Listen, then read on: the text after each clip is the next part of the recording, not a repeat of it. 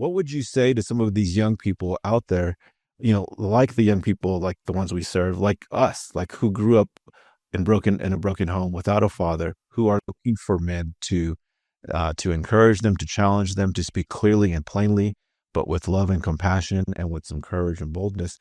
What would you say to these young people who are kind of hesitant? Because there's still a lot of young people out there that are like, no, I heard these guys are tripping and they just be hating on people, and they're just mean and they're rude and offensive. What would you encourage them with, who are still kind of these young men and young women who are on the fence about these three specifically? Yeah. The first thing that comes to mind is, to me, I referenced it earlier, but I think the hope that someone like Voddie Baucham gives to people like us. I couldn't believe when I started to learn about him that he grew up in a fatherless home. I was like, no way.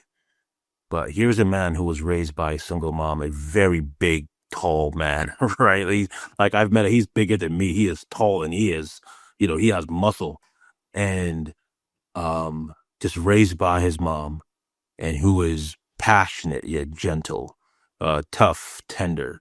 And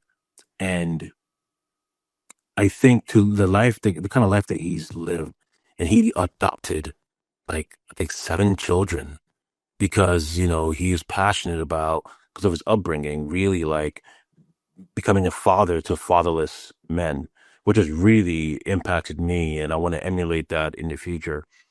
That and look at his life. Yeah, it's sad that he's passed away, but man, people will miss him. People who've never met him will miss him. And here is a man that his father did not want. Yet how many more people wish that he was alive? And I think that's a great, great story. And that can be true of us, that we can live a life that no matter what has happened with our fathers, or we can live such a great life that, man, we can leave behind a great legacy of people saying, man, his life really mattered. His life really, really blessed us. And to me, I've said this many times, but every life is great. Every success story is great, but it's always so much more powerful when it came out of a difficult scenario, right? That's what, I love superheroes, and every superhero, I look at Batman. Batman lost his parents, right? And that has been a big part. Every superhero, Superman, who is my favorite, he lost his entire world, his entire planet, right?